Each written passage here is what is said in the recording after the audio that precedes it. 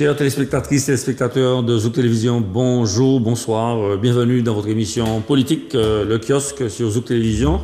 Très heureux de vous accueillir et très heureux aussi de vous faire partager ma joie d'avoir bientôt un week-end un petit peu prolongé.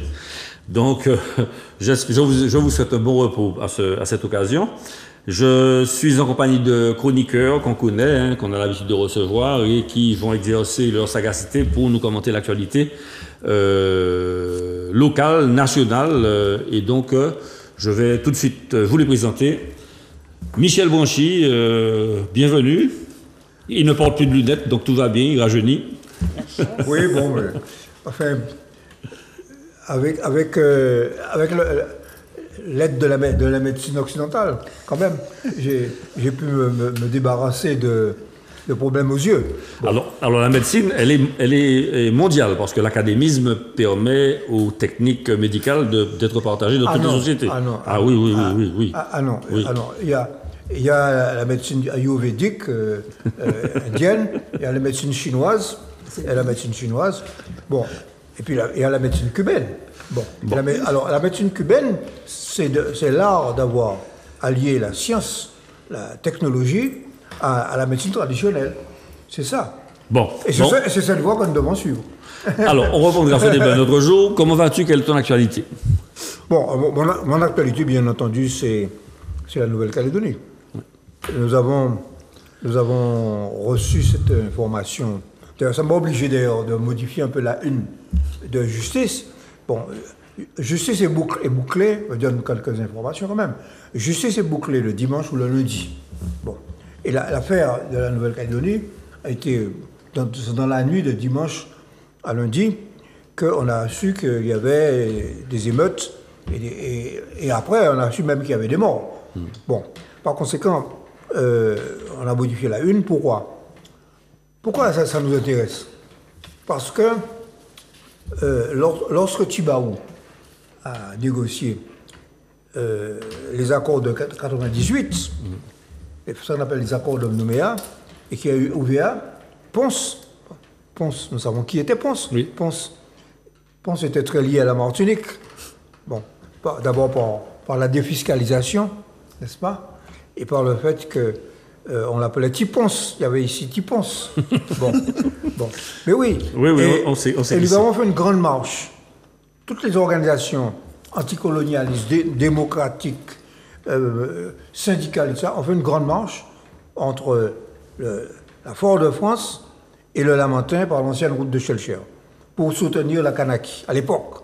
Et on refusait le terme de Nouvelle-Calédonie, qui était un terme colonial. Bon, voilà. Donc, mon actualité, c'est ça. Très bien. Bon, on va en reparler, puisqu'il y a le thème dessus. Voilà. Fred Lordino, bienvenue. Dans ma nouvelle eau, je ne m'en pas trompé comme on dit dans jeudi, mais je vais présenter en créole, puisque moi ça parle créole aussi. Alors, ça va passer, puis ma nouvelle actualité. Bel bonjour tout le monde, tout qui est dans le plateau, tout le monde qui a côté nous qui a regardé. Ben, c'est un mot pour Dr Chalon, qui quittait nous. Ils avaient une grande lumière devant nous. C'était un homme que moi j'ai apprécié, qu'un autre monde a apprécié aussi. C'est un Caribéen. Nous avons deux camarades en commun, côté Barbade, dans d'autres îles. C'est un peu à cause de lui ou grâce à lui comment aller visiter les batailles en République dominicaine. C'est là qu'il fait moi que l'esclavage qui existait toujours dans la Caraïbe, et notamment en République dominicaine. Et bon, toute famille, Tchéberet, Pamoli, nous avons essayé de continuer le combat que Serge Kamenet pour la Caraïbe. Et puis quand même, bon, il y a un autre petit élément qui fait moi rigoler, c'est la disparition de l'hymne national, puisque Nico Gernet et puis notre camarade Marcel Bougade, regardez ça parce que c'est bon, nous connaissons le pays habité. Yo, moi, des tribunaux administratifs là, annulé les affaires hymne. Et je rigole ça parce que les mots décision, on dit ça pas possible.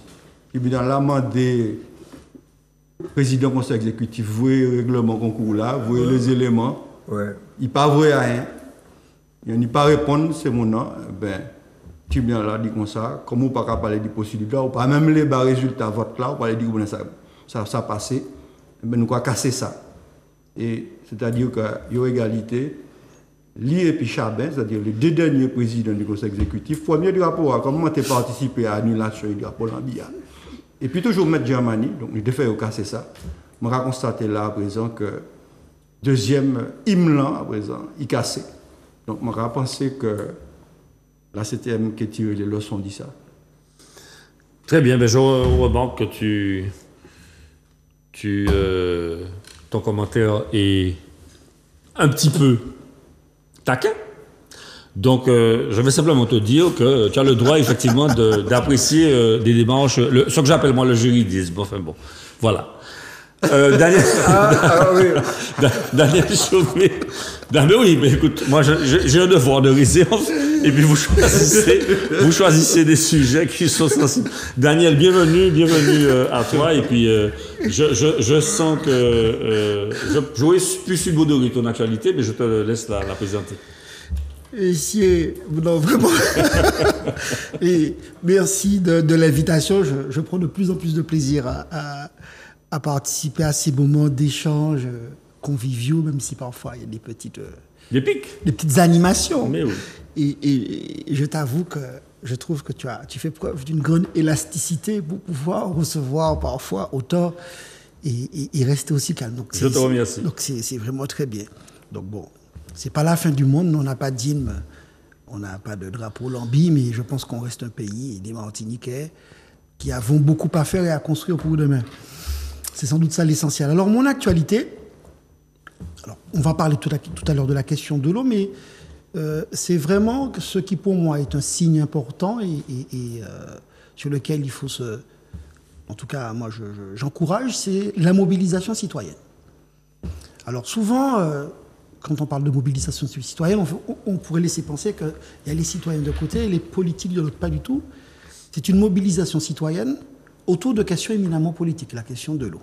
Donc il y a un collectif qui s'est monté à Chelcher, qui est l'ancien collectif qui avait été, en tout cas, de manière apolitique, mais en tout cas mobilisé autour de la question de la pharmacie, et qui s'est transformé en collectif autour de la question de l'eau. Donc là, c'est vraiment une question qui est fondamentalement politique, même si pas forcément partisane. Hein.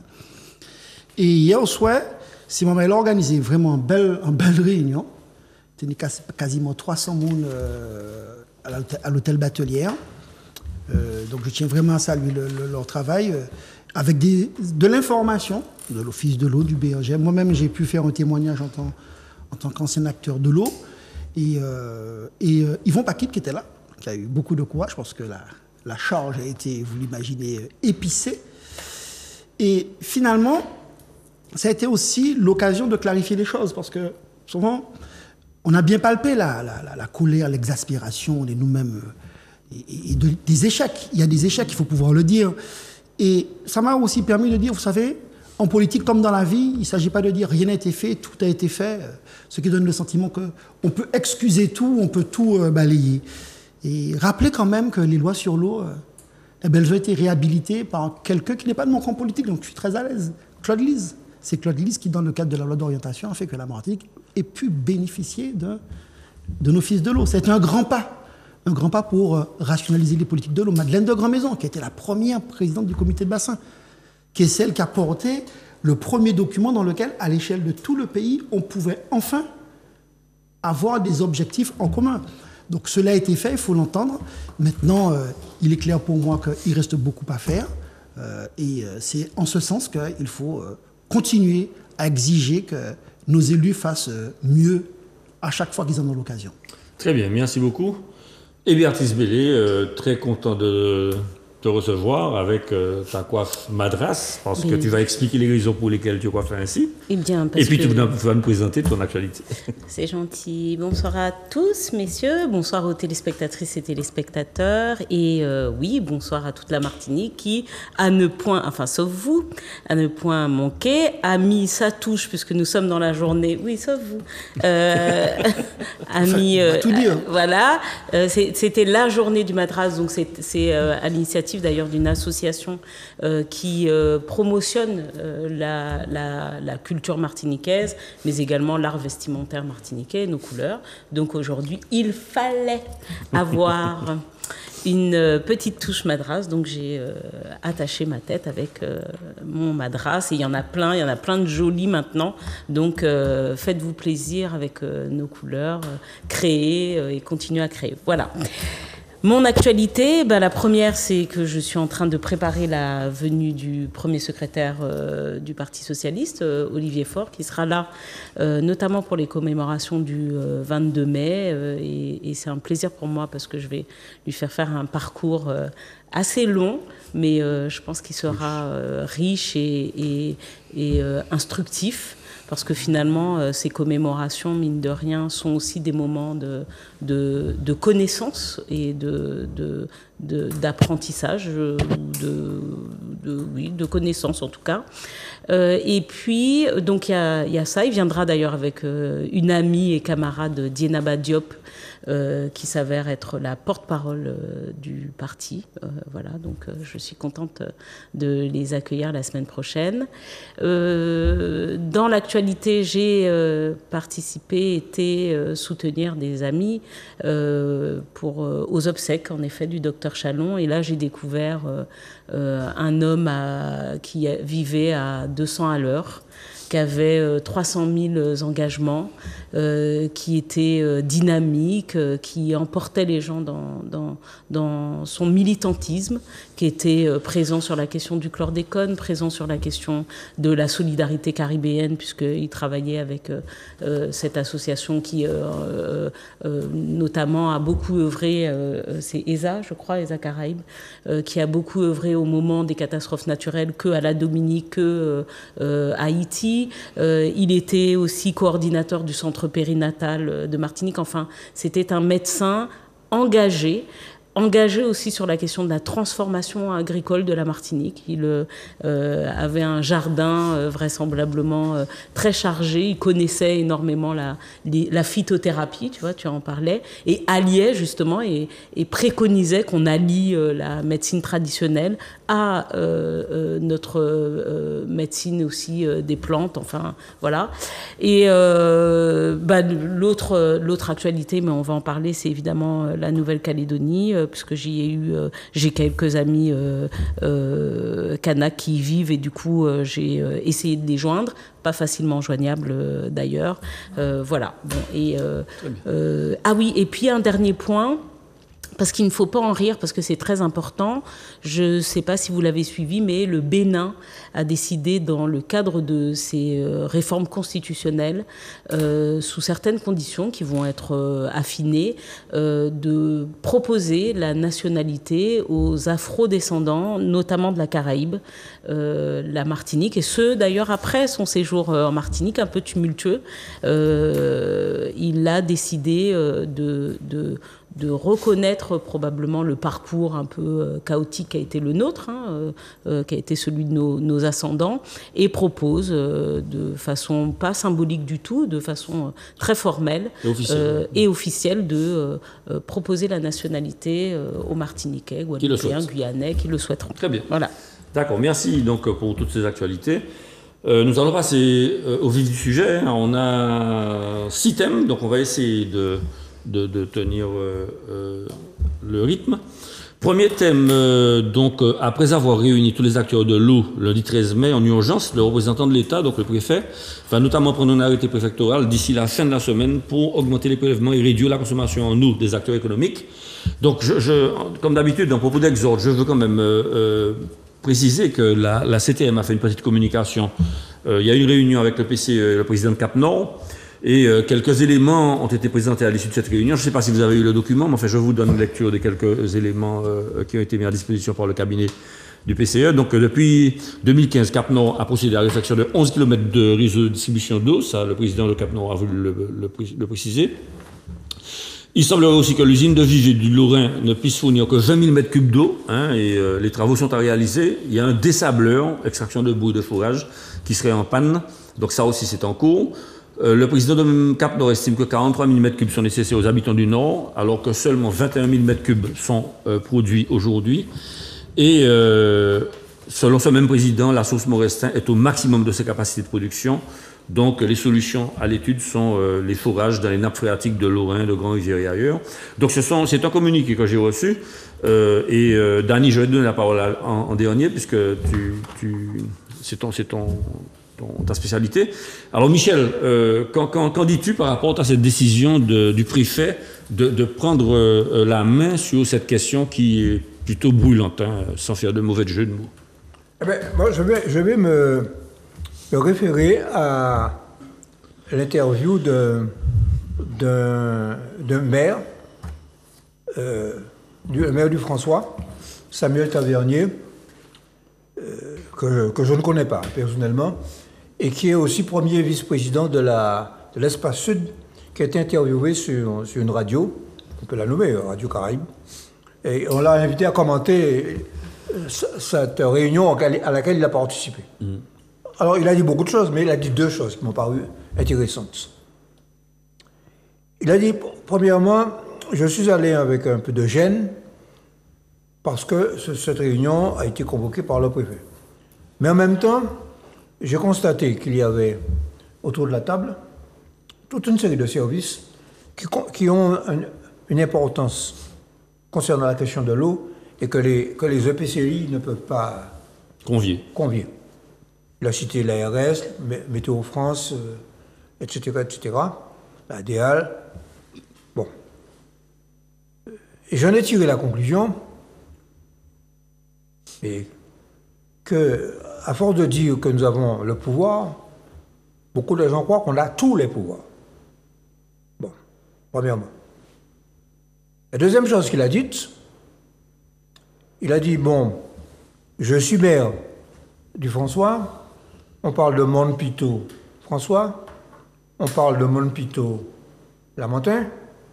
Quand il y a un problème à Montpito, je me sens concerné. Mais il a envoyé une pierre dans un autre jardin, mais je n'oublie pas quand même que la solution de l'eau, c'est une question de solidarité partagée. C'est-à-dire, autrement dit, il n'y a pas une république à Saint-Joseph, il n'y a pas une république à Chelcher, ok? Mais, et enfin, il a dit aussi la chose suivante, mais, vous savez, nous avons une pénurie d'eau, une sécheresse qui est exceptionnelle, et que d'une manière générale, le problème c'est que la quantité a diminué, et que le problème c'est la répartition. Il faut réparer. Alors, que la répartition soit mal faite, que les canalisations ne fonctionnent pas, que les réservoirs soient insuffisants, que les nappes phréatiques ne soient pas suffisamment exploitées, etc. Ça n'enlève pas la responsabilité des élus qui ont été en charge de ces questions. Et moi j'ajouterais, on a fait croire que et je dis ça pour le voisin qui est à côté, on a fait croire il va prendre la parole après. On a fait croire que si on résolvait, on payait le béquet de Vivet, qu'on allait résoudre le problème de l'eau à la Martinique. Eh bien, il a toujours. Voilà. Bien, ben voilà. Il finit par une petite pique. Mais attends, bon, on t'a écouté patiemment et attentivement. Donc, Fred, alors bon, effectivement, solidarité territoriale, bien sûr. Quand la ressource est moindre, eh bien, il faut voir comment la partager au mieux. Mais Michel a donné le point de vue de Tavernier, mais j'aurais quand même souhaité avoir ton point de vue sur le fait que le préfet reprenne la main. C'est ça qui m'intéresse. Ouais, mais juste avant ça, Marc, je dis, ça taquino, mais tout ça bien, tout amical quand même. Ici, moi peut-être fantilerais dans l'émission Le Kiosque, puisque moi dis comme ça, qu'il y a un projet d'unité de dessalement à la Sahara. Bon, apparemment, comme les gens qui écoutent nous, ça bien, les gens qui interpellent nous, qui envoient des documents, ça m'a dit, moi, Fred, non, ça aurait dit pas exact, qu'il y a une unité de dessalement qui a fonctionné la Sahara. Et oui, et qui va permettre donc économiser environ 600 mètres cubes d'eau, puisque c'est le plus gros consommateur d'eau en Martinique. Oui, tout donc, à fait. Bravo la Sahara, pourvu qu'il continue et qu'il fait notamment hydrolyseur, qu'il fait, qu'il fait électrolyse de l'eau pour que ça fait hydrogène, mais c'est un défenseur de l'hydrogène. Voilà. Et sur ça, bon, il paraît que EDF aussi, d'ailleurs, moi, dans mon chercher, bon, mais on s'en fait tout le nous-mêmes. Pour chercher cette statut pour moins de l'eau à Bellefontaine. Est-ce que aussi, dans l'usine courant, là, est-ce que pas ni aussi transformation de l'eau de mer? Moi, je bien aimé ça. En tout cas, comme moi, pour solution là, donc c'est un bon bagage. Et comme on va parler moins de mer, comme on va t'attaquer moins là, c'est quoi aller dire, mais on va parler de BNA, tu sais, GFN. Tout le monde quels sont ces acronymes? C'est ça, BNA. Bruno Nestor Azero, le grand farceur du Nord. Non, mais attends, là. je souhaiterais dire qu'il n'est pas là pour se défendre. Non, mais justement. Non, mais il n'est pas là pour se défendre. Oui, mais c'est. Allons rester cordial. Non, c'est une émission. Allons rester cordial. Restons cordial, justement. Oui, mais bon. Mais aucune occasion invitée, puisque même on est invité. Donc, il faut nous parler. BNA, GFN. C'est comme ça, parce que comme CMA, c'est GM. Donc, puisque, vous savez, là où on dit un bagage, moi, c'est. En samaritain comme moi-même. Oui. Ah bon, mais moi, j'étais dans une réunion de l'eau, Chelcher, et puis c'est comme là, et dernier jour, je vais parler de ça. Mais un président d'un EPCI fait voter en délibération pour dire, pas bas, moi, maï, Chelcher, de l'eau, il ne peut pas faire ça. Alors qu'il y a quelques temps, aux élections, il t'a dit, il t'aime moun Chelcher, il t'aime moun Saint-Joseph, c'est papa bon Dieu. Et alors qu'il est, dit moins, qu'on ne peut pas faire de l'eau arriver chez le chef. Et moi, aller chercher, puisque c'est une émission sérieuse, le kiosque.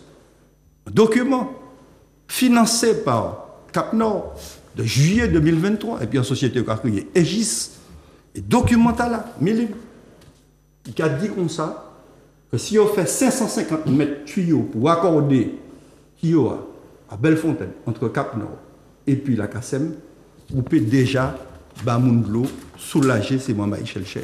465 mètres cubes. Donc, là, un monde qui a dit qu'il est responsable, qui prend en attitude comme ça, m'a obligé de dire que c'est un grand farceur. Et ça m'a pris responsabilité. Moi, là, m'a dit ça. Donc, là, je suis l'élément Michel Cher qui est mobilisé pour faire ça, fait Cap Nord, fait Saïdi pour faire. Alors, Bouvier, Jean-Christophe Bouvier, juste deux mots. Il y a un grand retard à la Lubange, il garde quoi. Moi, c'est juste à l'État qui a fait en campagne sur l'appui, le cas initial en 4 par 3, il va nous faire attention aux inondations. Ni 3 semaines, il l'appli, il a pris un arrêté de Bourgogne là pour le moment. Donc, il garde quoi. Mais, tout à l'heure, si vous avez l'occasion d'y intervenir, je vais montrer comment Jean-Christophe Bouffier, représentant de l'État, agent de l'État, représentant du gouvernement et de tous les ministres, n'y a pas parti pris. Parce qu'il a supporté la SME, il tend que ça finit. Il n'y a un parti pris. Pas neutre, parce que, et je vais expliquer, l'État actionnaire à Suez, qui c'est la maison mère de la société martiniquaise des eaux. Ouais. Donc là, il a fait un arrêté, nous pouvons y arrêter là. S'il a dit Odyssey, acheter de l'eau, on l'emmène à la SME à 59 centimes. Alors que Odyssey, qui a produit de l'eau à 21 centimes, il faut qu'il rembourse à Odyssey 38 centimes par mètre cube. Ok, bon, de toute façon, tu auras un deuxième temps de parole, puisque c'est un sujet intéressant. Alors, je souhaiterais quand même préciser que M. Nestor Azero n'est pas sur le plateau, et donc, à ce titre, je voudrais dire qu'il a été élu président de Cap Nord, et démocratiquement. Oui, démocratiquement, et que, n'étant pas là, je me sens un petit peu solidaire de devoir répondre pour lui, même si j'entends ton argumentation. Il n'est pas là, et comme il a apostrophé personnellement, je crois devoir dire ça. Dany, c'est ton tour pour 4 minutes concernant la position de M. Bouvier par rapport à l'eau en Martinique. Mais la position du préfet, elle est ce qu'elle est, mais j'ai envie de dire, aller dire aux acteurs économiques de consommer moins d'eau. Comme vous faites du Coca-Cola sans eau, de la bière sans eau, du pain sans eau, des shampoings sans eau, tout ça, c'est cousu de fil blanc. Et je crois qu'il aurait mieux valu dire qu'on va, pour un temps, avoir des difficultés d'approvisionnement, mais dire aux gens qu'ils devront faire des sans eau, ça me semble déjà le cas, depuis un certain temps. Mais plus encore que ça, il semble découvrir que ça fait un bout de temps que l'on massacre les rivières. Et j'en reviens encore à toute l'incohérence de la politique de l'eau qui est menée ces temps-ci. Vous savez, on n'a pas tout fait, il y a des choses à faire. Le BRGM l'a dit, il y a des ressources souterraines. Il faut intensifier les prélèvements dans les ressources souterraines, partout où elles existent. Alors, moi, j'ai fait anti-Lavoie à Chelcher. J'ai observé que assez rapidement, et je m'en félicite, les deux moteurs ont trouvé une issue et les sources de fond là, ils sont connectés. Voilà. Il y a près de 50 ans que les sources de Cazenavire existent. Eh bien, allons les exploiter. Donc cela mis bout à bout fait que sans doute nous aurons un certain nombre de solutions. Et ce qui agace beaucoup les usagers, nous l'avons ressenti hier, c'est d'avoir le sentiment qu'il y a des choses qui sont possibles à faire et qui ne sont pas mises en œuvre. Qu'il y a une faiblesse de l'anticipation. Bon, tu parlais des travaux de Vivey. Fallait-il attendre le carême pour se rendre compte qu'il fallait que les 2 désableurs soient mis en état pour que Vivey donne les 30 000 mètres cubes jour que l'on peut avoir à attendre. Fallait-il attendre qu'il y ait la situation actuelle pour exiger que l'interconnexion, mais c'est quand même, je n'utiliserai pas les mots de Fred, mais la situation, la position prise par Cap-Nord au travers de son président est tout simplement scandaleuse. Scandaleuse. Vous avez là un responsable de la CTM qui était chef de file du Nord, donc qui a tenu une promesse électorale, y compris aux habitants de Chelcher, qui est président d'un EPCI, qui prend des engagements, pas avec moi, mais avec son alter ego de la CACEM, qui est Luc Louison Clémentet. Ils ont le même prestataire pour élaborer leur schéma directeur, c'est le document que Fred élaborait, et ce prestataire dit à Cap-Nord, comme il dit à la CACEM, qu'il y a dès aujourd'hui près de 460 mètres cubes d'eau disponibles tous les jours pour qu'ils soient les GTI. Il t'a dit qu'il faut faire 800 mètres, 600 mètres de travaux. 550 mètres, page 17. Page 17. Mais soyons fous, Charles. Tu sais, en Martinique, il y a près de 3600 kilomètres de réseau. Soyons fous. Imaginons que sur la source Maurestin, on fasse 8 km de travaux. Soyons fous, sur les 3600, je suis un peu taquin, faisons-en près de 8. On pourrait tripler la capacité de prélèvement de Maurestin. Et là se pose un problème de fond que j'évoquais la semaine dernière. Pourquoi des élus qui ont une ressource, qui est connue depuis 1977, qui peut prélever, qui peut donner 15 000 mètres cubes, ne se mettent pas au boulot ensemble pour pouvoir livrer de l'eau à des coûts moindres? Ce qui aujourd'hui oblige la CACEM à racheter de l'eau à la SME pour livrer le Lamentin et Saint-Joseph. Et cela n'est pas acceptable. Ce n'est pas une question de PPM, anti-PPM, de bouc comme ça. Ça passe sérieux. Et nos électeurs ont raison d'hurler au scandale. Il y a là une collusion qui n'est pas acceptable. Alors, c'est des choses qui peuvent faire très simplement. Je me suis renseigné. On m'a dit 2 semaines de travaux. Au cas régler ça. Pas dis-moi sans problème l'argent. Il y a des milliers d'euros, des millions d'euros qui ne sont pas utilisés. Donc c'est toute cette faiblesse de mobilisation et d'incohérence qui fait qu'aujourd'hui, je dis que le préfet fasse ou pas son arrêté. Ce que j'attends, c'est que des élus martiniquais se rencontrent et de manière responsable prennent les bonnes décisions ensemble.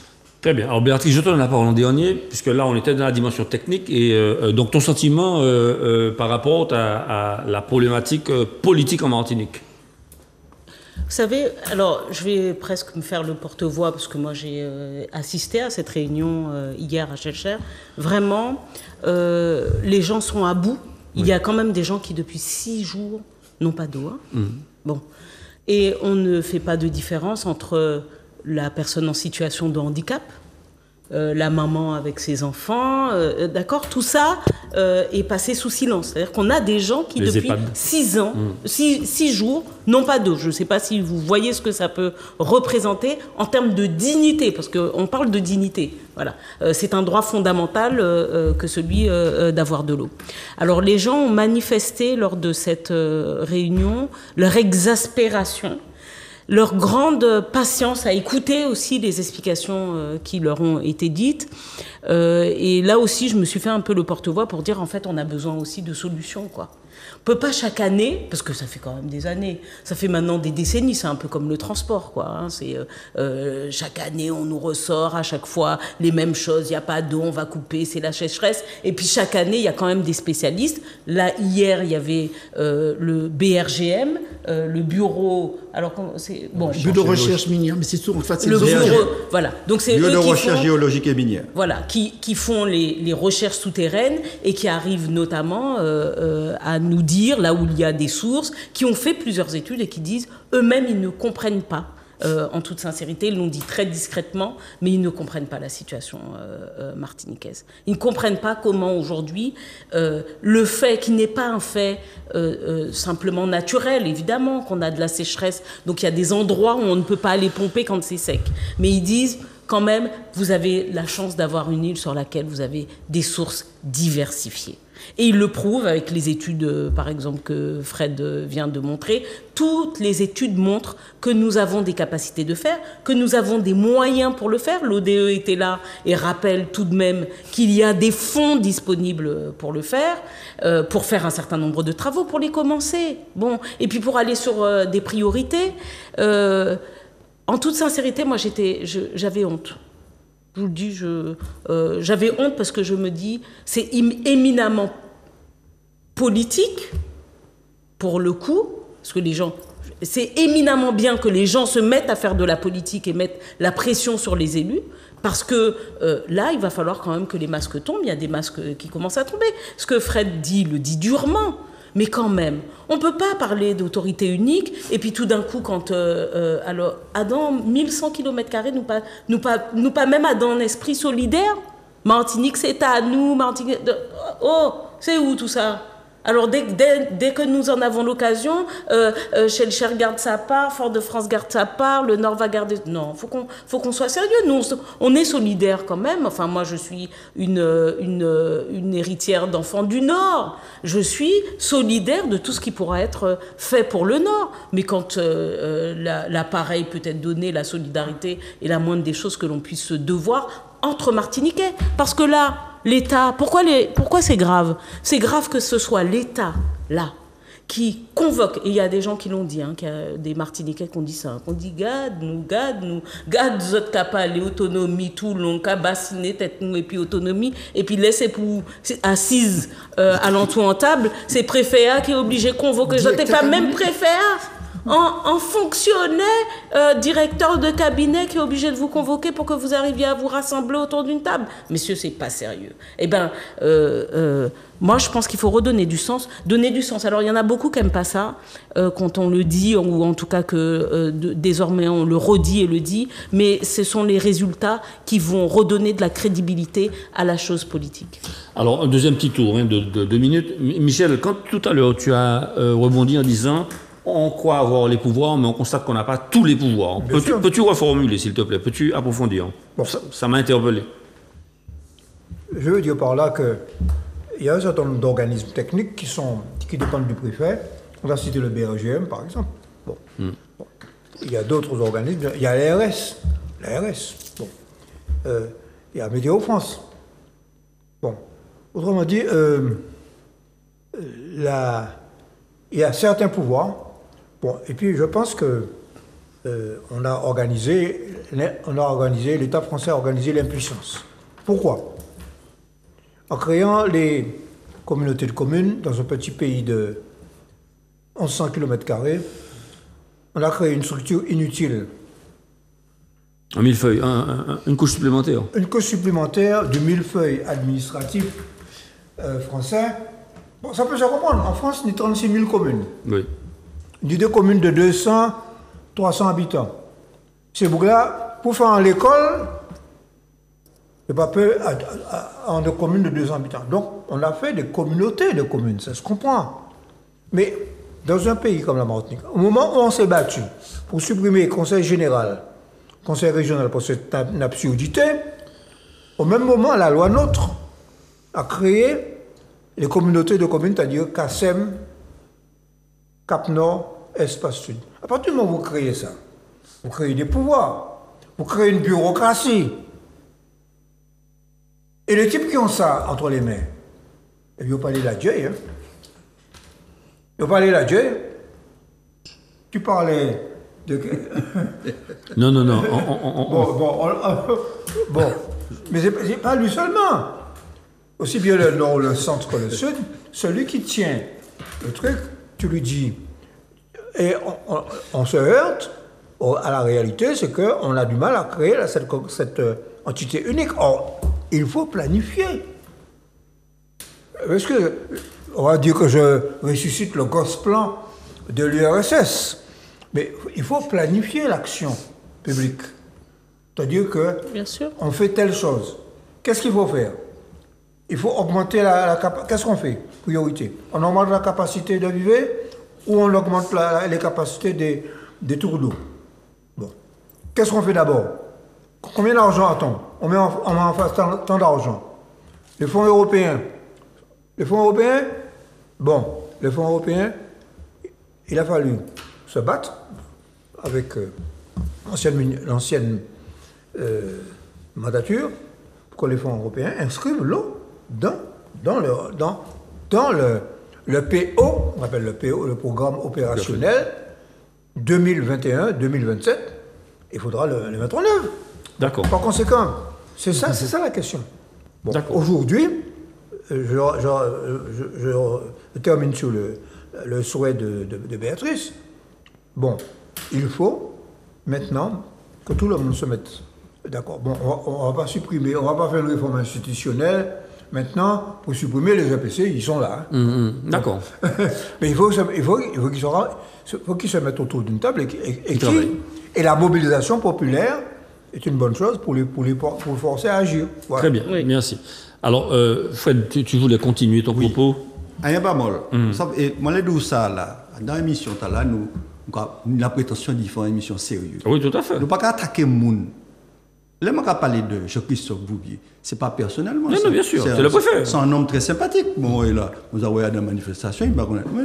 Bon, on peut bien imaginer qu'en 40 ans de vie de militantisme, et en tant qu'anciennement, là, moi, qui a fait la politique, nous avons le préfet. Yo tout là, yo pas ni même qualité, ni qui bon, et puis ni qui moins bon. C'est là qui est parti. D'ailleurs, moi, parmi les gens qui a dit qu'il faut qu'il y ait une évaluation, moi, t'ai dit, préfet a quitté là, 2-3 ans, là, en 2020, non, avant. Bon, bref, moi t'ai dit ça, moi t'ai dit qu'il faut que venir faire évaluation, loi qui permet nous ça, dis-nous ça on fait après 3 ans ici, et puis nous allons passer à la chose suivante, on va continuer carrière, mais là, c'est difficile de dire ça là, dans la télé, expliquer ça. La SME, c'est une filiale de Suez, qui c'est peut-être deuxième multinationale qu'a vendu dans le monde, hein, c'est une grosse société. Mais il y a une caractéristique, c'est qu'un actionnaire qui n'a 39% action, c'est une société qui est Meridiam et propriétaire de la société là, c'est en Martinique, en Aix-Sainte-Marie, moi-même, c'est M. Déo. Donc, et M. Déo, je suis bien content que lui s'y voit, que je suis content qu'il va à niveau là, je dis ça très clairement. Mais, il y a à côté un actionnaire qui est la Caisse des dépôts et consignations, qui est 19% de Suez. Donc, à Yode, il y a 58%. Donc, c'est Yo qui a dirigé la société. Or, l'agent de l'État, que Jean-Christophe Bouvier, qui a dit, en l'an la rivière, Odyssey, ni en lésine de l'eau. Puis, pour la source là. La SME, ni en même lésine, mais en bas, ta Odyssey. Il a dit Odyssey, acheter de l'eau, quitter de l'eau à passer. Odyssey a traité de l'eau à 20 centimes, quitter la SME, qui a vendu Odyssey 59 centimes, et à un moment là, Odyssey qui a vendu la KSM. Mais je dit, ça passe sérieux. C'est un braquage. Ça m'a dit que, et je suis en position comme ça à des instances publiques. Martiniquais, la SME a fait assez l'argent en la tête nous. Mais je dit ça parce que moi, je lis ces rapports-là. Donc, je dit, là, préfet, ou responsable des intérêts publics, mais aussi, ou responsable, ou qui défend les intérêts de la Caisse des dépôts. Je demandé dit les chefs là, il n'y a pas là, M. Darmanin, ministre, le Premier ministre Attal, ou peut-être même le président de la République, qu'il faut nous y en négociation pour rembourser Odyssey, donc les Martiniquais, différence de loi, parce que nous pas ni à bas la SME, l'agent là. Très bien. Donc, il est quelque part jugé parti, hein, si je comprends bien. Dani, attends, tu permets. Oui, un mot. Odyssey, pour pouvoir faire face à cette dépense, Odyssey reçoit une subvention de la CACEM. Hein. D'accord. Dani, oui. Dani, ton sentiment là-dessus, en te posant la question de savoir, parce que j'ai entendu dire qu'il y avait un impayé, une dette que la SME n'avait pas touchée, et que ceci pouvait expliquer cela, s'il te plaît. Non, c'est pas ça. En fait, ce qui s'est passé, c'est que quand le Lamentin et Saint-Joseph quittent le SIGM en 2014, plus fort, ouais. Quand Saint-Joseph et Saint-Joseph quittent le SIGM en 2014, en fait, l'usine qui se retrouve sur Rivière-Blanche, qui est pilotée par Odyssey, n'a pas les moyens du jour au lendemain d'approvisionner de manière autonome, sinon indépendante, ses nouveaux abonnés. Très bien. Donc c'est pour ça qu'elle se retrouve historiquement à devoir acheter de l'eau à la SME, qui était l'ancien distributeur et producteur, à ses nouveaux clients. D'accord. Mais comme la SME pète client, c'est monsieur de manière cynique dit, bon ben, c'est moment il a monté en partie, et nous qui vendons de l'eau à 87 centimes bazot, au lieu des 15, 20, 22 que certains disent. Les élus de la CACEM ont refusé pendant plusieurs années, ce qui est pour moi un hold-up, moi qui c'est un braquage qu'on l'est, de l'achat d'une eau à 87 centimes, produite sur la même rivière, et qui serait vendue aux usagers de la CACEM, uniquement parce qu'ils auraient eu le tort d'avoir fait le choix d'avoir rejoint la CACEM. Ça a duré pendant 4 ans, qui a monté mon quoi à près de 20 millions d'euros. C'est pour trouver un accord que mon pagent validé, il a acheté de l'eau à 56 centimes, et que qu'a fait que je dis, il a étalé bagaille là, mais il y a toujours un sujet éthique, préfère qu'à limiter quantité de l'eau que la KCMP produit en tête la rivière, et puis qu'a obligé ces moments-là à virer acheter. Ça fait près de 6 millions d'euros par an. Donc si tu vois, non, c'est 3,9 millions d'euros d'acquisition d'eau, mais ils auraient pu, eux, en revendre. Donc, ils se privent de recettes. Donc, quand je dis les 6 millions, il y a à la fois le coût l'acquisition plus la perte de recettes. Donc, ça veut dire que c'est un négatif de 6 millions. Peu importe. C'est un l'argent qui était servi pour faire d'autres bagailles. Et c'est pour ça qu'on a dit que position l'État n'est pas claire. Parce que pas ni pièce raison qui a fait qu'un équipement qui a trouvé cueil sur le territoire de d'ici est la propriété du SIGM. Mais pour terminer, parce que ce que je veux aussi pouvoir dire, c'est qu'on peut avoir des succès dans le domaine de l'eau. On a su faire des investissements. Ce que j'observe, c'est que depuis une dizaine d'années, il y a pas. On a un Parlement de l'eau, il ne parle pas, c'est pas normal, on est en pleine crise. C'est sa fonction. Je n'entends pas les dirigeants majeurs du territoire s'exprimer pour dire voilà le chemin que nous allons prendre. En matière de diversification, Béatrice Tekadissa, faut que nous aller sur les ressources souterraines, sur la tarification sociale. Ça a fait 10 ans la Martinique éligible pour faire que le monde qui n'a pas ni moyen, il y a près de 30 000 ni en facture d'eau qui plus petit. Tout ça, j'apparais, qui ça qui empêche à signer? Et c'est tous ces événements mis bout à bout qui font l'exaspération, qui font penser que, oui, ça suffit. Mais je pense qu'il est bon que les citoyens discernent ceux et celles qui font les bons choix.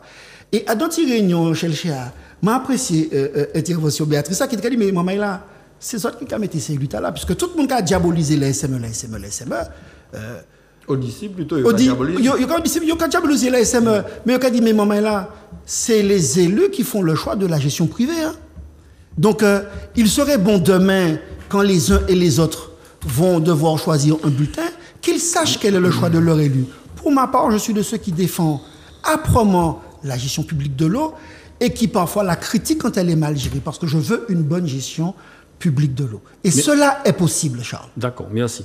Alors, Béatrice, juste pour rebondir, j'imagine difficilement qu'un politique se satisfasse du manque d'eau en Martinique. Et pour avoir été en sa présence, le PCE, le Chimi, à chaque fois qu'on parle de l'eau, je le vois en colère et frustré parce que Bon, lui aussi, il estime que la situation est difficile et pénible.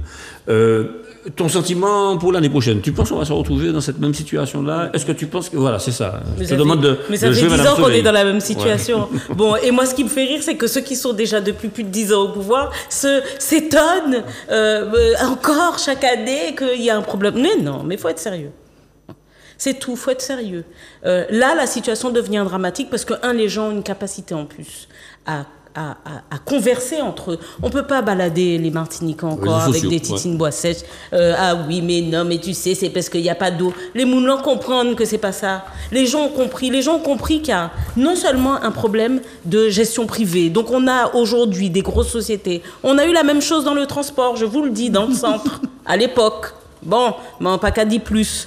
Lorsque l'on décide de faire venir des multinationales, les multinationales ne sont pas là pour nous faire de cadeaux.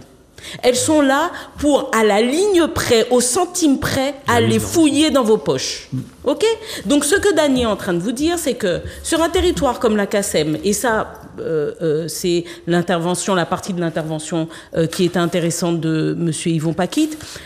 Il dit quoi, M. Paquit? Il dit, on nous dit sur une source qui est sur notre territoire que, admettons, il y a 100 000 litres de disponibles. Je dis des bêtises, hein, c'est pour que ça soit clair. Il y a 100 000 litres de disponibles. Le préfet dit, il y aura 50 000 pour la société privée et il y aura 50 000 pour vous, dans le centre. Sauf que dans le centre, vous avez les hôpitaux, vous avez les entreprises, vous avez les administrations, vous avez tout ça. Ce qui veut dire que vous n'aurez jamais assez avec 50 000. Et donc, il vous dit, quand vous avez fini vos 50 000, vous allez acheter dans l'autre là, les 50 000 de l'autre. Sauf que vous, vos 50 000, ils vous coûtent 0,20 et quelques centimes. Et chez le voisin, c'est le même endroit. Hein. Si vous voulez acheter, il vous le vend 2 fois plus cher. Voilà ce que Dany est en train d'expliquer. Alors, on voit bien quand même qu'il y a un petit souci et on se demande où est passé l'argent. On se demande où passe l'argent aussi. Parce que quand vous faites des contrats à millions, il y a souvent ce qu'on appelle des frais de maison mère, frais d'addi. Frais de siège et frais de maison mère. Parce que l'ingénierie, elle n'est pas chez nous, vous comprenez. Nous, il n'y a que des tébètes, donc l'ingénierie est là-bas. Hein, et donc, il faut payer l'ingénierie qui vient du lointain. Naturellement, l'ingénierie du lointain n'est toujours pas parvenue à réparer nos tuyaux et puis à faire les 200 millions de travaux qui sont prévus dans les contrats. Mais personne ne se pose la question des 200 millions de travaux. Et puis, qui ne se font pas. Et puis, personne non plus ne se pose sur la gestion publique de l'eau. Moi aussi, j'adore la gestion publique de l'eau, mais j'aime bien quand elle n'est pas non plus trop copain. Parce que quand on a 50 et quelques millions, c'est pas moi qui le dis, parce que dans la réunion, je l'ai dit au cas du moment qu'a menti, mais c'est pas moi qui le dis, c'est le rapport de la Chambre régionale des comptes qui dit qu'il y a des dettes, donc des factures qui ne sont pas recouvrées. Et quand vous fouillez, parce que il y a des choses qui sont publiques, d'accord? Et quand vous fouillez, vous découvrez qu'il y a des gros mordants qui ne payent pas de facture, à qui on dit on va faire des échéanciers et qui ne mettent jamais en place les échéanciers. Mais pour les pipitis, clac, hein, yo ça coupé, mais là yo qu'arrivé près des machins, des gros mordants pour venir couper, les agents de Odyssey reçoivent déjà un coup de fil pour leur dire ne vous inquiétez pas, on nous a appelé, on va mettre en place un échéancier qui n'existe pas. Donc il y a 53, allez, je vais être gentil. 53 millions, pas 1000, hein, 53 millions de dettes à recouvrer, qui sont inscrites dans les budgets comme étant, comment vous dites, c'est toi qui sais, c'est des restes à réaliser. Voilà. Bon, non, faut qu'on soit sérieux. Cette histoire-là, moi, j'invite les Martiniquais, tous autant qu'ils sont, toutes les fois où il y aura des mobilisations citoyennes autour de cette question, à se mobiliser et à aller frapper à la porte de ceux qui font la politique de l'eau aujourd'hui. Très bien. Ben écoutez, on a passé 40 minutes sur la problématique de l'eau, donc on se rend compte effectivement que c'est un souci important et que la dignité et puis la qualité de vie des Martiniquais en dépendent. Donc on a essayé de vous donner les éclaircissements possibles concernant ce problème aujourd'hui. Tu permets de faire juste un mot, oui. Derrière tout ce qui a été dit, il faut bien qu'on garde l'aspect politique. Il se joue autre chose. En 2027, il y aura la renégociation des marchés de l'eau. Et sans doute que beaucoup de ce qui se fait aujourd'hui aurait pu être évité si on avait fait ce qu'il faut. En tout cas, ceux qui ont la responsabilité de le faire l'avaient fait. Mais il ne faut pas se tromper de combat. Il y a des gens qui sont de vrais partisans de la gestion privée. Ça, c'est leur opinion. Et beaucoup d'entre eux, je pense, agissent de manière visible ou invisible pour discréditer l'acteur Odyssey, qui, certes, a des défauts, mais qui est quand même un gestionnaire public. Donc, il faudra qu'à un moment donné, dans les débats politiques à venir, les uns et les autres se tranchent. Moi, je veux une bonne gestion publique de l'eau, cela est possible. D'autres veulent autre chose. Ceux de Cap Nord veulent manifestement valoriser la SME. Ben, ça fera peut-être une belle ligne de fracture pour dire ce que l'on est ou ce que l'on n'est pas. D'accord. En tout cas, ce sont les Martiniquais qui trancheront parce que la problématique, c'est en fait la conscientisation et le vécu et puis, j'ai envie de dire, l'analyse que les citoyens font de la situation aujourd'hui. Deuxième sujet, alors là on va être un petit peu plus raccord, donc 2 minutes par personne. Je passe directement aux élections européennes, hein, on peut aller un petit peu plus. Élections européennes du 8 et 9 juin, Béatrice va parler en dernier. Quels enjeux pour les territoires d'outre-mer? Alors, je vais regarder Michel, c'est un sujet tellement important. Aujourd'hui, si je ne m'abuse, le droit européen domine le droit national. Et deuxième élément, le Parlement, eh bien, écoute, c'est l'Assemblée des citoyens, c'est le législatif pour les politiques mises en place au niveau de l'Europe. Donc, ton sentiment là-dessus? Bon, je vais essayer d'être concis et direct. La première chose, c'est que tu as cité l'enjeu, le principal enjeu. Le principal enjeu, c'est que le Parlement européen a beaucoup de pouvoir. Il a un pouvoir de contrôle, un pouvoir législatif, un pouvoir d'initiative même, et un pouvoir financier, budgétaire. Il intervient, bon, deuxièmement, par les directives qu'il adopte. Ce ne sont pas des lois, mais c'est l'équivalent des lois. Elles sont transposées en droit français avec une faible marge de manœuvre selon le sujet. Elles sont transposées par le Parlement français. Quand je dis le Parlement, c'est-à-dire bien sûr l'Assemblée et le Sénat. Bon. Donc, on intervient dans la vie quotidienne des Martiniquais. Par conséquent, c'est une question importante, même si ça paraît éloigné. C'est la première chose. La deuxième chose, c'est que les sondages donnent, partout en Europe, mais particulièrement en France, l'extrême droite, mais il faut faire dire, il y a le mouvement de la droite, ce qu'on appelle la droite extrême, la partie de la droite qui jouxte l'extrême droite. Et même les néofascistes, on a vu en France carrément défiler des fascistes, hein, pendant le week-end dernier, on les donne vainqueurs au Parlement européen. Autrement dit, le Parlement européen risque de basculer vers une forme de néofascisme. On est à 22%, on est à 30%. Bon, oui. Par conséquent, ne serait-ce que pour ces deux raisons, nous avons des intérêts à défendre. Nous Martiniquais, en Europe. Deuxièmement, il nous faut apporter notre contribution en tant que citoyens martiniquais à lutter contre la montée du fascisme en Europe, parce que les partis fascistes, néofascistes, ils sont à la fois antisociaux, c'est-à-dire qu'ils sont contre les droits des travailleurs, ils sont colonialistes, on le voit dans l'attitude de Marine Le Pen à l'occasion de la Nouvelle-Calédonie, et ils sont racistes. Donc par conséquent, pas une voix.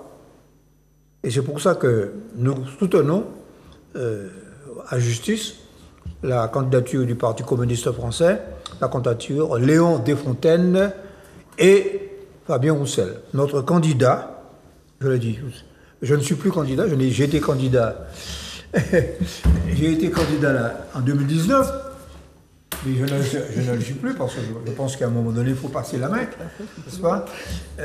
Notre candidat, c'est Max Louis-Thérèse, qui est membre du bureau politique du PCM. Voilà. Merci beaucoup. Voilà. Donc, mais ceci dit, bon, il y a beaucoup de choses à défendre en Europe. Fred, ton sentiment? Alors effectivement, hein, ça nous semble lointain, parce que le Parlement il est à Strasbourg et Et les Martiniquais doivent se sentir un petit peu étrangers par rapport à ça. C'est ça, tout bien là loin, nous pas concernés, nous avons été Bocaïnou, nous avons allé Bolomé, mais l'élection c'est le 9 juin. Oui. C'est le 8 juin. Pour nous, le 8, oui. Le 8. Ouais. Et si nous participons comme nous dit l'Europe, l'Europe participe dit nous.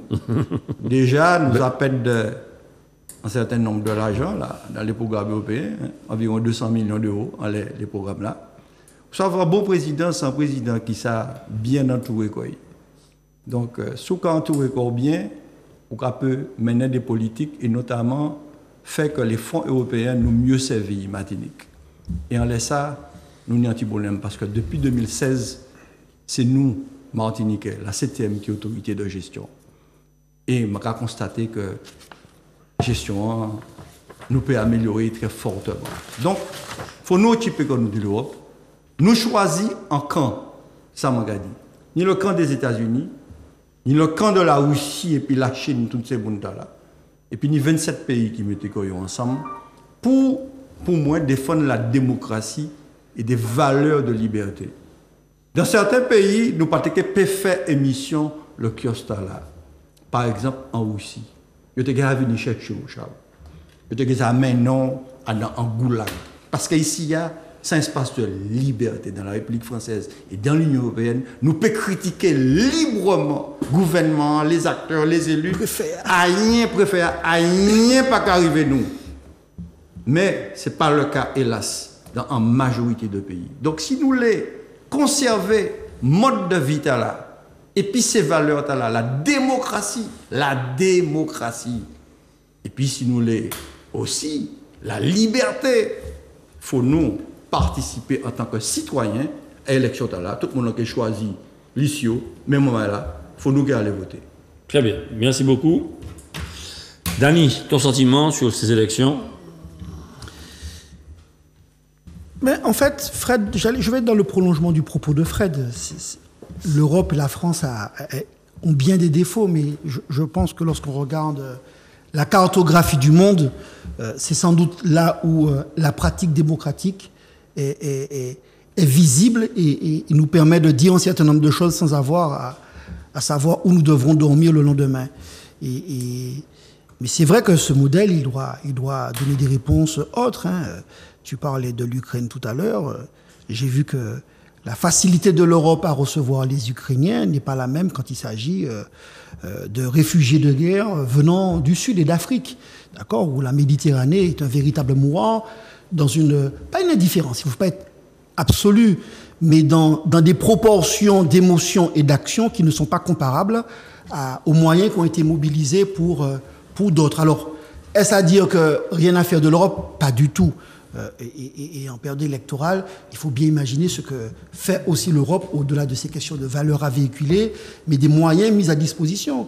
Michel Teka dit ça tout à l'heure, aller plus loin. Nous avons de plus en plus de droits qui sont transférés à l'Europe. Et c'est la perte de souveraineté, c'est ça l'extrême droite qu'a dit. Eux qui c'est les partisans de nationalisme, ce qui a pour moi, à mon avis, la plus grande abomination et le plus grand danger. Et le retour des nationalismes au cœur même de l'Europe et dans les instruments démocratiques de l'Europe, c'est quelque chose d'extrêmement grave dont il faut se garder. Donc, allez voter. L'Europe, c'est aussi des moyens. Alors, il faut taquiner ces bougs-là. C'est des moyens qui ne sont pas toujours utilisés. Le précédent PO, je crois qu'à l'heure qu'il est, c'est 63%, c'est ça, de consommation. C'était le PO juste 2020. Bon. Actuel PO qui a fait 2021-2027, il peut encore commencer sa vie. Donc, nous sommes en 2024. Donc, bon, nous avons couru derrière l'argent de l'Europe qui a sa vie, alors que nous pas ni de l'eau, nous pas ni réseau, nous pas ni etc. Donc, il faut sur ces sujets-là avoir à la fois l'ambition et se positionner comme un citoyen du monde. Hein. Moi, je reconnais aussi que l'Europe adopte un principe qui me convient, c'est celui de la subsidiarité. Hein. Ils ont reconnu très anciennement la question des langues régionales. Hein. Explique s'il te plaît la subsidiarité. Je vais revenir. Ils ont très anciennement reconnu les langues régionales. La France a eu du mal avec ça. Hein. Ça fait langue là, ça pose anti-problème, identité. Mais subsidiarité, c'est un principe qui est reconnu dans le droit européen. Ça veut dire que le législateur européen, il reconnaît que la décision politique doit se prendre au plus près de l'endroit de là où elle De se l'électeur, tient. oui. D'accord? Et ça, c'est quelque chose qui est important dans la posture de l'Europe. Hein, plutôt que nous rester dans les défauts de la France et son vieux jacobinisme, et que nous dans le centralisme, l'Europe qu'a projeté en démarche qui polycentrique, hein, qui plaisir petit centre et qui chaque monde peut rayonner d'un espace naturel. Et c'est tout le souhait que je souhaite à la Martinique, qu'elle devienne, non pas pour des intérêts financiers ou pécuniaires, mais qu'elle soit aussi une façon de rayonner avec les moyens dans une Caraïbe qui pourrait bénéficier, partager un certain nombre de valeurs qui nous sont chères. D'accord, très bien. Alors Béatrice, très clairement, la menace de l'extrême droite se profile et j'ai envie de dire qu'en Hongrie, en Italie, ce matin j'ai entendu dire en Hollande, aux Pays-Bas, et puis en Autriche, donc ça commence à faire beaucoup. Donc qu'est-ce que tu as envie de dire de manière à pouvoir mobiliser les Martiniquais, parce que vraiment c'est une élection qui est importante. J'ai envie de dire aux gens que les instruments ne sont jamais vraiment le problème, ce sont ceux qui les dirigent qui sont problématiques. Aujourd'hui, l'Europe, c'est une Europe ultralibérale, d'accord, qui donc sert des intérêts, ceux que l'on dénonçait tout à l'heure, des gros mordants. On a sur le territoire européen, comme malheureusement partout dans le monde, eu une explosion des fortunes et voire même des entreprises, du capital des entreprises les plus riches, une répartition de la richesse des plus iniques avec des dividendes versés toujours plus importants et pas obligatoirement donc une répartition de la richesse créée équitable. Ça, c'est l'Europe qu'on a, c'est parce qu'aussi c'est l'Europe qui est choisie par ceux qui décident d'aller voter. Tout simplement. Mais oui. Donc, en l'occurrence, qui vote? Parce que, l'extrême droite a bon dos à chaque fois de jouer les populaires, près du peuple, près des agriculteurs, Mais en fait, l'extrême droite n'est pas près des petits agriculteurs. Elle n'est pas près des paysans. Elle est près des grosses fortunes agricoles, oui. Bien sûr. Et lorsqu'il s'agit de voter, d'ailleurs, c'est maintien des pratiques les plus dures pour la nature, maintien de la pêche à coup on racle les fonds marins, maintien des pesticides, tout ça, hein. Ça, c'est ça qu'ils votent. Aujourd'hui, en France, donc, le groupe politique qui a le plus d'élus européens, c'est l'extrême droite. Donc, les moulins, si l'Europe ne vous plaît pas, allez poser vos questions. Parce que c'est l'extrême droite, c'est la droite de Macron et c'est la droite LR. C'est ça. Mais oui, mais c'est ça. Mais oui, c'est ça. Alors, allez poser vos questions. C'est à eux qu'il faut aller poser questions. Pourquoi l'Europe est aussi difficile et pourquoi on a une Europe qui autorise l'empoisonnement des gens? Pourquoi on a une Europe qui dit non, vous savez, on peut vous empoisonner un petit peu. On a les limites maximum résiduelles autorisées. Donc, on vous dit pour les poisons qu'il y a, les pesticides, vous pouvez prendre un peu là, un peu là, un peu là, un peu là. Et puis, vu que nous, de toute façon, tout ce qu'on mange, c'est 94% de produits importés, on a un cocktail. Ça, c'est M. Chalon qui le disait, et réellement, il disait, ça modifie avec Dr Josse Pélage, il disait, ça modifie l'épigénétique, les cocktails de pesticides que l'on ingère. Alors moi, je peux simplement dire à mes compatriotes, vous avez parlé de l'extrême droite, moi vous savez que c'est une ligne rouge, c'est-à-dire que Mounki a dit moins que oui, pourquoi pas, Le Pen, Zemmour et tout ça, c'est un mur qui va se mettre. Non, mais c'est un mur. Et le mur que je le crée pas pour moi ici parce que nous sommes un peu à l'abri, mais je le crée pour nos compatriotes qui sont là-bas et qui sont parfois sur justement les territoires occidentaux. Nous, on est à l'aise parce qu'ici, on se sent majoritaire. Et nous le sommes. D'accord? Mais lorsque vous êtes là-bas, et puis qu'on commence à vous cracher au visage, que vous commencez à voir des gens qui marchent dans la rue, d'accord? Que vous avez maintenant, voilà, mais que vous avez maintenant des affiches où on vous montre un enfant blanc, aux yeux bleus, et puis qu'on met pour l'avenir des enfants blancs. Oui, j'ai vu ça. Ok? et que tout ça passe crème. La sœur de Le Pen. D'accord? La fille Marion Maréchal Le Pen. Ouais. D'accord? Ça rappelle de vieilles années. Et moi, je le dis, pas pour nous ici, nous qui défendent comme nous, mais pour l'État, nous qui pas nombreux là-bas. Eh ben, pensez à eux quand ils vont chercher un emploi. Pensez à eux quand ils vont aller chercher un logement. C'est déjà beaucoup plus difficile si demain l'extrême droite passe. Parce que c'est une pré-présidentielle. Hein. Si demain l'extrême droite passe, ça sera 2 fois plus compliqué pour nos compatriotes là-bas. Donc je les appelle à voter. L'Europe, ça nous concerne à plus d'un titre, au titre du développement, de tout ce que l'on a parlé, de l'agriculture, des équipements. À plus d'un titre, ça nous concerne. Donc on ne peut pas dire que la politique ne nous concerne pas. Ça, c'est interdit. Montrons-nous à la hauteur là, des enjeux du monde. Allons voter. Faisons un choix. C'est jamais un choix parfait, mais au moins un choix préférentiel. Et évidemment, vu que je suis candidate sur la liste conduite par Raphaël Glucksmann, eh ben, je demande aux compatriotes d'aller voter pour moi. Voilà, c'est très clair. Bon, donc... Tout ça pour donc, ça. Tout ça vous avez non. Il y a de la passion et puis il y a de la sincérité dans l'engagement. Non, mais je suis obligée de le dire. Mais oui. Bon, Voilà. Dany te taquine. Bon, écoutez, on a pris un petit peu plus de temps. Alors, 23, je suis ce que j'ai en tête. Hein. Donc, Nouvelle-Calédonie, parce que je pense qu'on peut revenir après sur les autres thèmes. Mais bon, la Nouvelle-Calédonie, alors, une réforme sensible à l'Assemblée, de vives tensions dans l'archipel. Fred, c'est toi qui vas parler en dernier, puisque visiblement, ton point de vue va sans doute permettre de faire redémarrer le débat. Mais je souhaiterais quand même lire un courrier de Pierre Mesmer en juillet 72, qui écrivait à son secrétaire d'État au Dom-Tom. Alors, c'est un texte que je connaissais, mais que j'ai vu reparaître sur les réseaux sociaux. Donc, je vais vous lire quelques éléments de cette politique voulue par Pierre Mesmer. La Nouvelle-Calédonie, colonie de peuplement, bien que vouée à la bigarrure multiraciale, est probablement le dernier territoire tropical non indépendant au monde où un pays développé puisse faire émigrer ses ressortissants.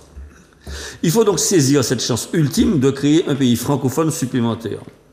À court et moyen terme, l'immigration massive de citoyens français métropolitains, originaires des départements d'outre-mer, la Réunion, devrait permettre d'éviter ce danger en maintenant et en améliorant le rapport numérique des communautés. À long terme, la revendication nationaliste autochtone ne sera évitée que si les communautés non originaires du Pacifique représentent une masse démographique majoritaire. Il va de soi qu'on n'obtiendra aucun effet démographique à long terme sans immigration systématique de femmes et d'enfants. Et puis, il ajoute qu'il conviendrait sans doute de faire réserver les emplois aux immigrants dans les entreprises privées. Le principe idéal serait que tout emploi pouvant être occupé par une femme soit réservé aux femmes, secrétariat, commerce, mécanographie, etc.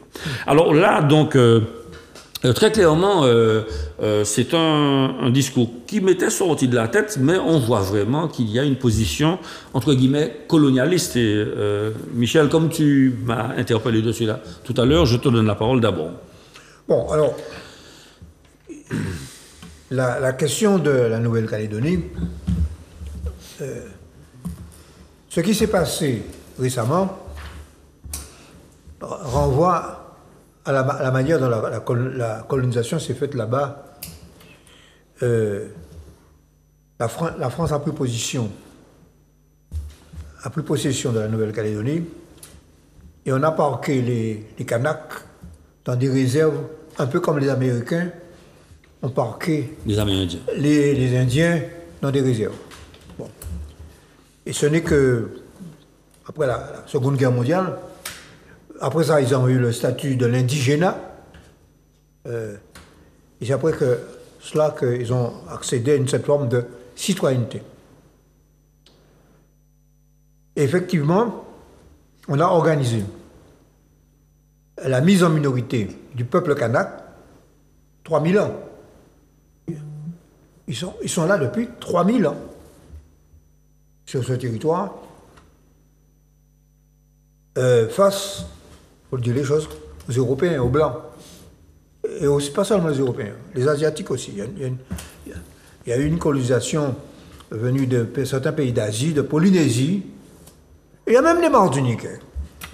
Il y a même les Martiniquais. Bon. Et je veux dire par là que Jean-Marie Tjibaou, en 1998, a créé le FLNKS. On a réuni tous les ils ont eu le courage, toutes les tendances indépendantistes, autonomistes du peuple kanak, et Michel Rocard, Michel Rocard, et puis aussi certains constitutionnalistes qui nous avaient aidés d'ailleurs pour l'article 74 en 2010. Bon. Certains constitutionnalistes ont élaboré les accords de Nouméa. Accords de Nouméa qui visaient à limiter le corps électoral, à geler le corps électoral. Et là, la cause de la révolte actuelle, c'est le dégel décidé par Macron et Darmanin du corps électoral. Donc, autrement dit, nous sommes en face d'une entreprise de recolonisation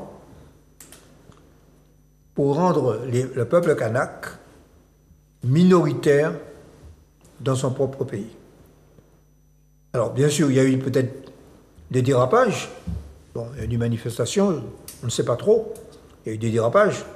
Bon, je ne pense pas que les leaders indépendantistes soient responsables des violences qui ont été commises et des morts. Mais néanmoins, la question c'est qu'aujourd'hui, le Parlement français a voté le dégel du corps électoral.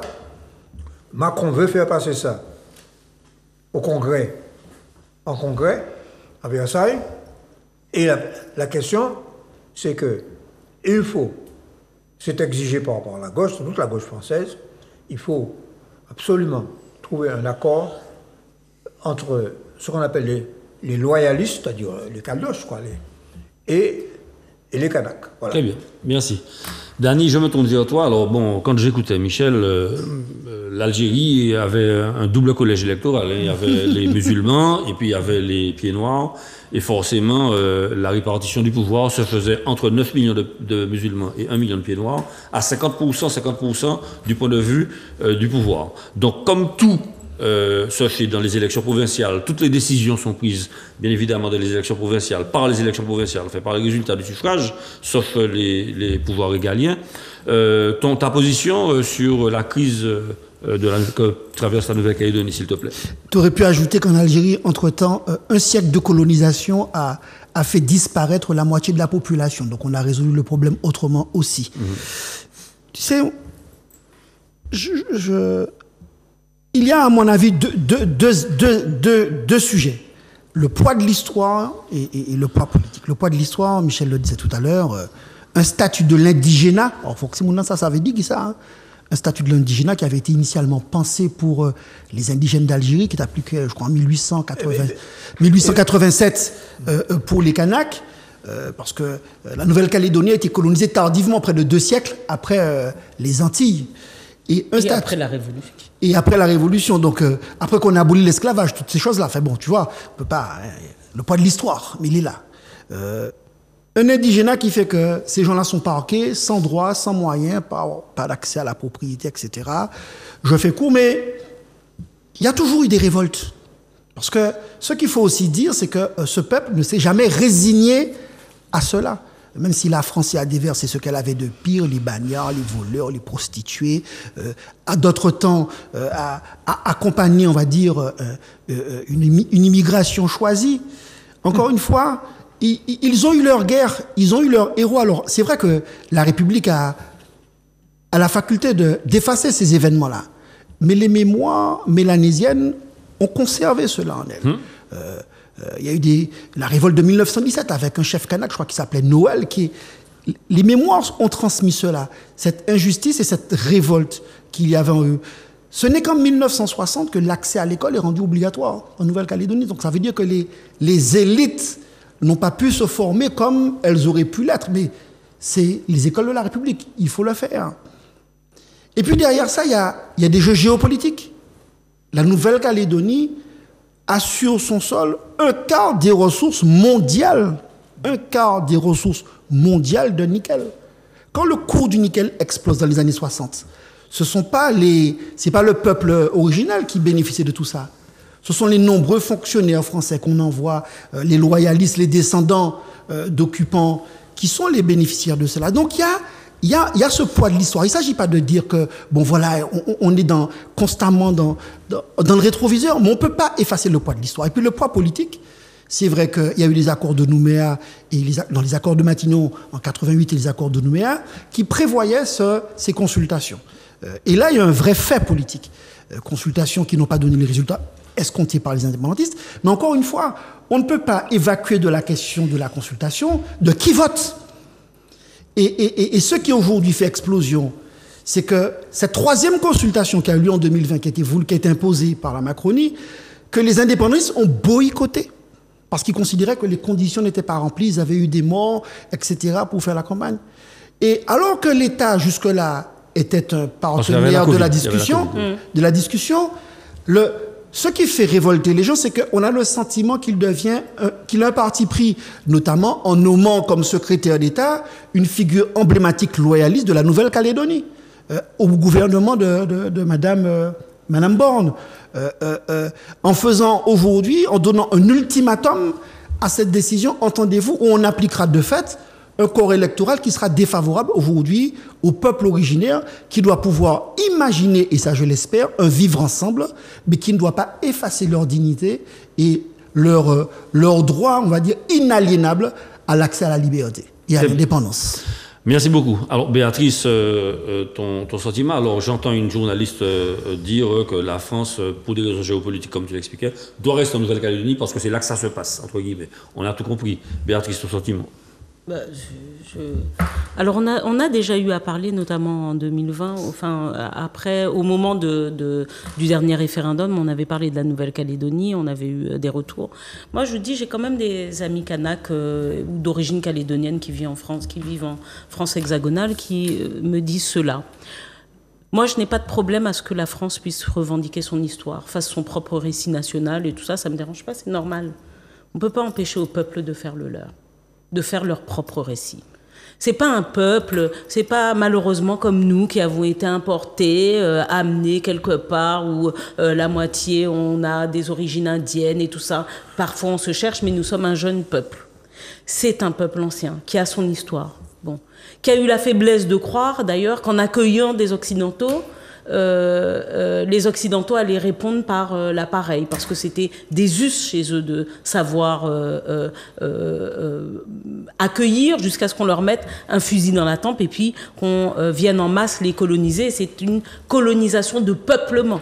Les gens vont entendre ça souvent, une colonisation de peuplement, c'est-à-dire qu'on est arrivé sur une terre qui était occupée, peuplée par des personnes, et donc on est venu et massivement on y a mis d'autres personnes. Vous croyez légitimement, humainement, on parle pas, après on entend, évidemment on va entendre, ah oui, mais vous voyez, ça a emmené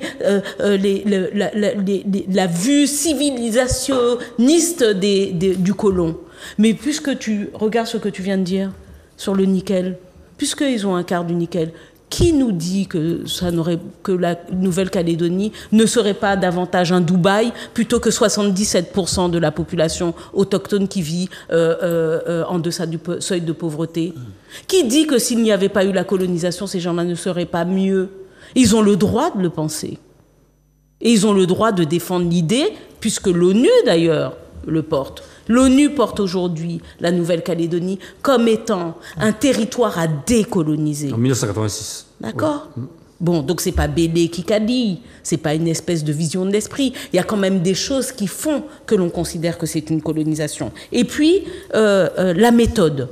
La méthode aujourd'hui de la Macronie. Parce qu'il faut dire que c'est une méthode particulière. C'est une méthode qui montre le peu d'épaisseur politique que ces gens-là ont aujourd'hui. L'épaisseur politique, c'est mettre de l'humanité dans les décisions que l'on prend.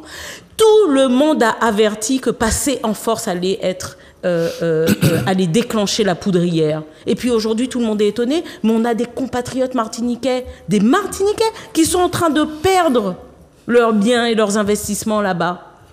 D'accord ? C'est ça qui se passe. Tout le monde, même les chefs d'entreprise, ont dit, s'il vous plaît, calmez le jeu. Darmanin qui a dit non, il a passé en force. Vous voulez passer en force là où justement la Constitution dit L'État doit être à équidistance dans la négociation. L'État doit se tenir à équidistance entre les loyalistes caldoches et les Kanaks. Aujourd'hui, il n'y a plus de distance. Bon, alors on ne peut pas valider les morts, les machins. En l'occurrence, dans les morts, il y a des personnes, des Kanaks, qui se sont fait tuer par des personnes dont on dit que maintenant, ils assurent des miliciens, colons, des miliciens colons qui assurent leur propre sécurité.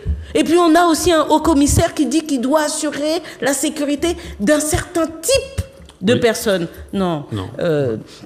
Je crois que, en tout cas pour ce qui concerne le Parti socialiste, il y a eu une position de l'Assemblée nationale, donc avec une motion votée, une position du parti et une position aujourd'hui encore, un courrier écrit par le président, par le secrétaire national du parti, par le chef du groupe à l'Assemblée nationale, par le chef du groupe au Sénat, pour dire il faut calmer les choses, il faut arrêter le dispositif de présentation devant le Conseil constitutionnel parce qu'il faut revenir au dialogue. Le dernier vote a donné 97% au oui, au non contre l'indépendance, alors qu'on savait que les Calédoniens, les Kanaks, n'avaient pas voté. Il faut arrêter. Oui, tout à fait. Et puis le vote non, il progressait. Donc Fred, alors j'ai envie parce que je sais un petit peu que ta position risque d'être nuancée par rapport à ce qu'on a entendu. J'ai envie de dire, est-ce que ce n'est pas l'histoire de la France qui fait qu'elle a d'abord été chassée en Indochine, puis elle a été chassée du Maghreb, puis elle est en train d'être chassée de l'Afrique. Et aujourd'hui, il s'agit de la Nouvelle-Calédonie. Bon, maintenant, tu comprends bien que ma question est un petit peu orientée pour te faire réagir. Oui, ma position est radicalement différente de la vôtre. Ça a quand même amusé moi parce que nous sommes en plein dans le courant victimologique. C'est tout le peuple du monde victime de la France qui finalement plie mauvais par ces personnes et que c'est la France qui est responsable de tout ça qui n'est pas qu'à marcher. Mais quand même, il y a un accord qui signe entre les Kanaks et puis les Caldoches en 98. Accord a dit dans 20 ans, il faut organiser des consultations des référendums. Pièce président pas qu'à faire, ni gauche là, ni droite là. C'est à qui élu en 2017 là qui a fait 3 consultations. Pièce l'État qui tenait la possibilité d'y faire avant, il n'a pas fait. Hein? Mais bon, finalement, c'est à là qui décidait qu'il a fait. 2 premières. Mais non, mais c'était prévu. Oui, Fred, arrête. Sous 41. Vas-y. Sous 41, il tenait 20 ans pour faire, 2 pièces là pas fait. Donc, l'État là qui vient en ouais que date là qui vient, il fait en premier le non à l'indépendance l'emporté. Il fait en deuxième le non à l'indépendance gagné. Il fait en troisième les indépendantistes disent pas qu'à participer. Le non gagnant. Mais ça, moi, les dit là, alors qu'il est. Nous ne pouvons pas aller pendant le passé, pendant de l'année. C'est que les 5 grands partis indépendantistes et non indépendantistes appelaient, font une déclaration commune pour appeler au calme, pour finir des autres là.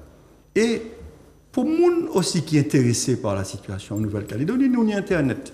Je vais inviter à lire les discours, les vote du budget au Congrès de Calédonie. Je vais essayer de lire ces discours-là de ces présidents. Et peut-être qu'il n'y a pas de même appréciation. Ça, je souhaité pour les Calédoniens, c'est que nous arrivions à la solution à 2 États. Qu'on les Comores. Quand il y a un référendum qui fait, en partie dit, il n'y a pas l'hérité français, et puis un autre parti qui a dit, il y a l'hérité français. Parce que c'est ça qui peut faire. Et au il y a en partition de la Nouvelle-Calédonie, mais seul bagage, je vais constater, ça comme je vais constater, mais oui, ça peut faire oui. Non, c'est un vieux projet colonialiste. Attends, je vais te donner la parole. On a parlé de partition aussi en Algérie. Michel, je vais te donner la parole. Autre chose. En Algérie, pour le moment, il y a un gros problème là d'immigration en Europe parce que il y a des pays les plus racistes qui c'est la Tunisie, un pays arabe, qui a organisé le transfert de nègres en Europe. Vous savez, nous ne pouvons pas aller en lot d'Ibaï. Alors vas-y, finis. Donc, je dis, faut pas nous arriver en situation d'apartheid ou péni, pour moi, mais c'est un point de vue, en partition du pays, et puis nous voyons trouver que nous, dans une situation qu'on les Comores, on y a une série de Comoriens qui sont venus à Mayotte pour accoucher, pour travailler, parce que le système-là n'a pas qu'à fonctionner. Et je finis par dire un bagaille, je vais inviter ces gens qui ont parlé du nickel. Effectivement, il y a 30% du nickel total de la planète, mais regardez, il y a l'usine là, que le propriétaire l'entrée d'Yvonne, si en août, il n'a pas trouvé un monde pour acheter, il y a 1750 personnes qui dehors. L'autre lésine, non, puisqu'il dit 3 lésines, c'est la France qui capote à bout de bras. Il faut que lis ces discours-là. Lis ces discours, c'est élu calédonien. La France capote à bout de bras. Et troisième lésine, non, c'est toujours en Suisse. Il dit comme ça, qu'il a quitté la Nouvelle-Calédonie parce que ça n'est pas rentable. Parce que alors qu'il y a des gens qui vendent le nickel dans le monde, c'est les Philippines. Il a fait électricité et puis charbon. Et il y a un coût de main-d'œuvre qui est plusieurs fois inférieur au coût de la main-d'œuvre en Calédonie. Donc, là, il y a un vrai problème économique. Je ne vais pas parler de problème démocratie. Parce qu'il y a 3 listes électorales. Ni monde qui a dit qu'il y a un lot mort qui inscrit dans la liste électorale. C'est ça, moi, je vais essayer de lire la presse internationale. Il y a une liste pour voter au présidentiel, une liste pour voter aux élections présidentielles, provinciales, et une liste pour voter les référendums. Ni des gens qui, là, depuis plusieurs années, accord là, tu as dit que tu as réglé le problème, la citoyenneté kanak. Donc, on ne peut pas dire que des gens qui ont le territoire là, depuis 1998, qu'ils n'ont pas ni droit à voter. Nous, en 2024. Donc, si c'est ça, et hélas, je vais espérer que les deux communautés qui trouvent un accord et que le pays a pu aller dans un genre de guerre civile. Bon, alors on t'a entendu, 1 minute pour chacun pour réagir. Michel, tu as commencé à réagir. Non, mais sur la question économique, le nickel subit des fluctuations, comme toutes les matières premières, des fluctuations économiques en fonction de l'offre et de la demande. Et par conséquent, les capitalistes, quand ça marche bien, ils viennent, et puis quand ça ne marche pas, ils s'en vont. Ce n'est pas ça le problème. Le problème, c'est l'autodétermination. C'est le droit des peuples à disposer d'eux-mêmes. Et par conséquent, si les Kanaks sont indépendants, eh bien, ils géreront les problèmes économiques, notamment celui du nickel, avec les capitalistes français ou américains, ou aussi Chinois. Chinois. Alors, le problème, le véritable problème, c'est que dans la géopolitique à l'heure actuelle, après le coup de l'Australie, qui n'a pas voulu appliquer un accord de fourniture d'armes avec la France, en réalité, la France découvre que ça se passe dans l'Indo-Pacifique.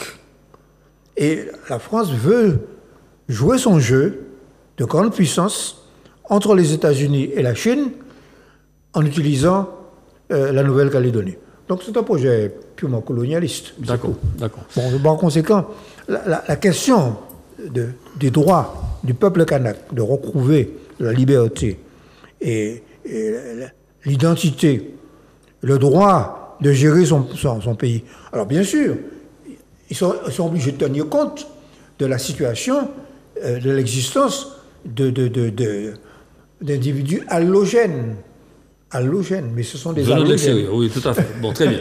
Dany, 30 secondes, et puis Béatrice, 30 secondes. Puisqu'on change. Non, mais Fredo, les pratiques capitalistes, c'est pas elles qui doivent déterminer la conviction, la pertinence des peuples à dire qu'ils sont indépendants ou pas. Et c'est peut-être toi qui es là dans une sorte d'approche un peu doudouiste, comme si on souhaite indépendant ou pas parce qu'il y a l'opportunité d'avoir. Non, c'est une aspiration politique. C'est ça le préalable. Personne n'ignore ici que je ne suis pas un indépendantiste martiniquais. Mais je suis attentif à ce que les conditions d'accès à ce choix-là ne soient pas faussées. Et c'est ça il faut pas justifier la violence. La violence, il faut pas la justifier. Mais il faut quand même, c'est ça la démocratie, il faut tenter quand même de la comprendre. Ce n'est pas la voyoucratie qui est à l'œuvre là. Hein. C'est pas des Boukjumpi, etc., alcoolisés qui a voulu qu'on y monter. C'est un peuple qui dit que le processus est faussé. Et ça, c'est extrêmement grave. Après, les Kanaks qui voudront partir, mais s'en iront. Ceux qui voudront rester, resteront. Mais il faut pouvoir dire que ces genres de processus-là, je pense que c'est un peu la critique que je ferai à ce gouvernement, qui oublie ce que c'est que l'histoire. Hein, ces technos de 30-40 ans qui pensent que parce qu'on a la formule, etc., on va imposer un référendum sans couler. Okay. Donc, ne faussez pas le jeu de choix décisifs. Aussi, majeur pour un peuple. C'est le peuple autochtone, il a depuis 3000 ans, et le vrai débat, c'est la complexité. C'est qu'est-ce qu'une citoyenneté mélanésienne ou calédonienne dans un contexte où cela doit être tranché. D'accord. Béatrice, TikTok a été banni. Oui. TikTok a été fermé. Oui, parce qu'il semblerait qu'il y ait eu... ils ont fermé, alors comme quoi, hein. Vous voyez que ça peut se faire rapidement, hein, mine de rien. Donc TikTok a été banni, alors par en l'occurrence, également les membres du, comment on appelle ça, du Conseil calédonien, oui. du gouvernement calédonien, parce qu'il y avait des vidéos incitatrices qui... Au débordement, oui. Au débordement et d'appel au débordement. Et que oui, le FLNKS, très officiellement, a appelé au calme. Bon, moi je pense que c'est toujours compliqué parce que évidemment humainement on voit la situation, certains la voient plus économiquement. Ça ne dit qu'une chose, c'est ce fameux droit des peuples à disposer d'eux-mêmes. Au final, je ne sais pas si, vous savez, c'est comme la cage dorée. Y a des moments où vous êtes là, vous voyez une belle cage et puis belle image. oui, et même on a une question sur ça, je ne sais pas si on aura l'occasion de la traiter. Il y a des moments, le cadre, les moyens financiers, le confort et tout ça vous empêche de partir. Et puis finalement, vous vous rendez compte quand vous êtes dehors, vous avez parfois moins de moyens, vous avez moins de confort, mais oh mon Dieu que vous êtes heureux. D'accord. Et ça, c'est leur droit de le penser, les Calédoniens, qu'ils pourraient être plus heureux si ceux qui les ont colonisés, si ceux qui les ont privés de droits et d'humanité partaient. Et j'invite évidemment, parce qu'il l'a bien fait, ceux qui ont regardé et qui ont transmis le propos de M. Apathy, il a très bien résumé cette affaire de façon très objective. Et moi, je crois qu'il faut être objectif. L'argent, les moyens, le pouvoir ne justifient pas toujours tout. D'accord, très bien. Mais écoutez, voilà ce que tu m'as pas donné ma minute aussi, j'ai pas compris. Ta minute. Donne-moi ma minute. En fait, je t'avais donné 4 minutes et eux 3. Donc voilà. Oui. Alors vas-y. On aura 30 secondes. Complète. Mais non, mais son débat, c'est en approche qui est différente. Non, tout à fait. Si la Calédonie, l'indépendance, qui pour l'indépendance, qui est créé un État, et qui permet qu'on le Mali, le Niger, le Burkina Faso, et qui permet les Français à l'euro, ça n'a pas qu'à faire pièce de doute. Question comme moi, je posée comme moi, en tant que citoyen, c'est comment on a fait pays à marcher. Et ça, je vais inviter, je vais répéter, les gens qui écoutent nous, aller lire les discours de Louis Mapou, ou qui a trouvé sur Internet, et de Wok Wamitan, qui était dirigé le Congrès, et mener le sentiment qu'il y a une très forte dépendance financière du collectivité tel qu'il est là. Donc, si vous dites moi que demain matin, la révolution, l'indépendance, qui a changé le système pays et que tout le monde qui est content de gagner l'argent, eh bien tant mieux. D'accord. Très bien. Donc, Tchibao. C'est un discours que nous connaissons depuis 1960. Et malgré ça, ils sont indépendants. S'il vous plaît. Tchibao avait dit qu'il fallait faire le choix de l'intelligence. Donc, c'est revenu effectivement à la table de négociation pour voir comment faire pour ramener la sérénité dans le pays. Parce qu'il y a effectivement des indépendances qui appellent au calme. Voilà. Alors, un autre sujet alors, vraiment 1 minute 30, puisque le temps qui nous était parti est fini là. Pour aider les familles monoparentales qui, dans 85% des cas, sont assumées par les mères, le président propose de mettre en place un devoir de visite pour les pères de famille. Alors, je vois que Michel se raidit derrière. Et donc, Dany, comme tu me regardes, je vais te donner la parole dessus. Non. Tu peux, vas-y. Non, je suis pour le droit de visite, je suis pour le devoir de visite, mais je suis aussi pour le droit de visite. Voilà, terminé. Bon, Dany. Tu as compris ce que je veux dire? Oui, tout à fait. Enfin, j'ai tenté de comprendre ce qu'il y avait derrière ça. En fait, c'est l'idée que derrière les familles monoparentales, il y avait une sorte d'abandon du rôle du père dans sa mission de père. D'éducation, d'accompagnement. Alors, je sais que de ce point de vue, la loi a fait un certain nombre de progrès pour protéger les femmes et leur garantir que le père, quand il en a les moyens financiers, participe, ne serait-ce que financièrement, aux obligations de ce qu'était la famille. Mais au fond, est-ce que un droit de visite imposé, c'est un devoir de visite imposé, c'est la solution. Là, on perd qu'à battre Madame Lee, il est alcoolisé. Enfin, quand le droit doit à ce point rentrer dans l'intimité des familles, ça te gêne.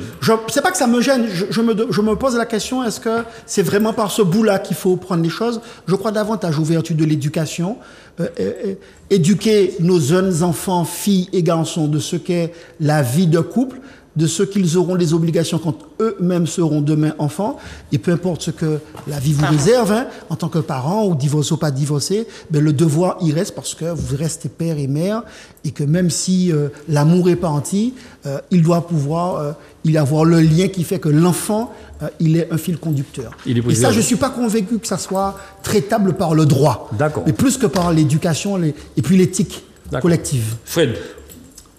Il y a un homme qui te dit, moi, un jour, il a discuté, il était plus jeune braille. Il nous savent, nous les hommes, nous avons nos petites faiblesses et nos grandes lâchetés. Et regardez pour moi-même, avant de regarder les autres. Regarde d'abord ce qu'il y a dans ton œil. La paille. La poutre. Avant de regarder ce qu'il y a dans l'œil de l'autre. Parce qu'on ne sait ni parole, ni en l'eau bagaille, nous avons indiqué le doigt. Mais l'enfant, il y a un devoir. Il fallait madame ou et puis, oui, c'est vous qui participer. Qui portez Zéa. Donc là, et puis en monde, en madame, il y a un minimum qu'il faut assumer financièrement, mais il faut rappeler aussi autorité. Vous savez, ça, c'est qui. Il vieux jeu. Voilà, il vieux jeu. Il vieux jeu, mais la France peut-être qu'a découvert comme une petite famille monoparentale. Qui nous, à présent, c'est un bagage qui est commun à la caille. Nous te dit, il y a le monde qui. Moi-même, moi dans le péché, je suis maillé, mais je suis et puis en madame. Mais je dis tout ça parce que c'est ça. Et le monde a dit. Les religieux, c'est parce qu'ils ont dit, ouais, moi dans le péché. Mais quand même, Dominus, s'il vous plaît. Ni en responsabilité, l'enfant, il faut assumer. Il faut assumer, et je vais constater, là, il y a l'autre nom martiniquais qui n'a pas assumer. Béatrice, le mot de la fin à toi, puisque c'est un sujet, s'il vous plaît. Ça ne répond pas du tout aux attentes des féministes, pas plus que aux avocats d'ailleurs qui l'ont rappelé, qui sont spécialisés dans le droit de la famille. En général, s'il y a un droit de visite et qu'il n'est pas opéré, c'est compliqué de l'imposer parce que vous ne savez pas quel sera l'effet sur l'enfant. En fait, l'enfant que l'on a forcé un père à prendre et à récupérer peut se retrouver abandonné dans une maison et en danger. Oui. Et puis, donc, c'est faire fi, en parlant de devoir de visite, des difficultés en matière de violence, en effet, conjugale, de violence psychologique à l'endroit des enfants et parfois de ce qui peut justifier de la séparation des parents. Pour autant, puisque ça devient un devoir, ça veut dire que ne pas le remplir devient quelque chose, un délit, une faute. Bon, pourquoi? Parce que vous savez, quand une maman se retrouve, c'est pas une passion alimentaire qui vous donne du temps. Hein. Mmh. Quand une maman se retrouve 24/24 à devoir gérer ses enfants, 24/24, pendant les vacances, pendant le soir, pendant le machin, qu'elle n'a pas le temps de sortir, qu'elle n'a rien. Il y a des mères de famille qui, et je me rappelle de ma sœur, elle a un garçon que je considère comme mon fils parce que ça fait très longtemps qu'on est proches et je lui ai toujours dit tu l'as fait finalement pour nous deux, il vit aujourd'hui avec moi. J'ai découvert ce que pouvait être le stress des parents, celui de ne pas dormir parce que l'enfant est dehors, parce que celui d'aller le chercher à n'importe quel. Et quand je me dis qu'il y a des mamans qui assument ça jusqu'à la majorité, ou en tout cas jusqu'à ce que l'enfant quitte le nid, je me dis c'est une charge qui n'est pas compensée par un 150-200 euros. Je veux juste redire au papa que 200 euros, ce n'est pas suffisant c'est rarement suffisant pour s'acquitter réellement. Parce qu'un enfant, ça mange, ça se soigne, ça se loge aussi. Hein, c'est pas sur le matelas du salon. Bien souvent, il faut une chambre de plus quand on a un enfant. Ça s'habille. Et quand les parents, quand on a des pères, qu'on entend des pères encore aujourd'hui dire « Ah, mon cas, foutez 200 € Bachamaïla, mais c'est souliers qu'a acheté puis », eh bien non, messieurs. C'est bien le minimum nécessaire pour participer un tant soit peu à l'éducation d'un enfant. Et moi, je salue une émission qui passe ici, qui est Papa pas génitait. Il faut que chacun prenne sa responsabilité et sa place dans l'éducation des enfants.